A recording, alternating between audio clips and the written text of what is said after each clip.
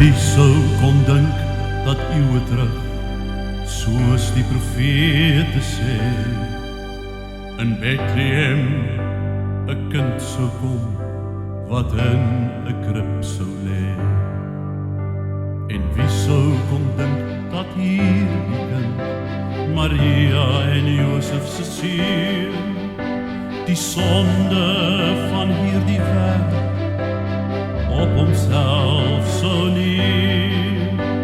En wie sou kon glo dat hierdie kind, wat lag en speel en sing, vir al sy maatjies in die buurt en vir ons die lig sou bring.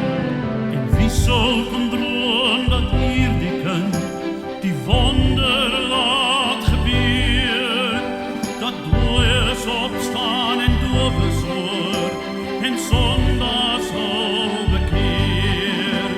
En wie sou kon raai dat hierdie kind vir wêreldse pyn en nood as verlosser aan 'n kruis sou sterf en opstaan uit die dood. En ek weet dit gewis, dat hierdie kind die redder is. En ek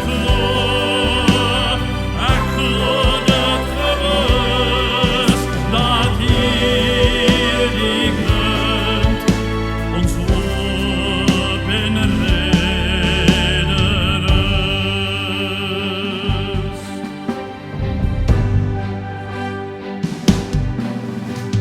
Wie sou kon dink dat hierdie kind weer eendag terug sou keer, om as regter te kom oordeel en as koning te regeer.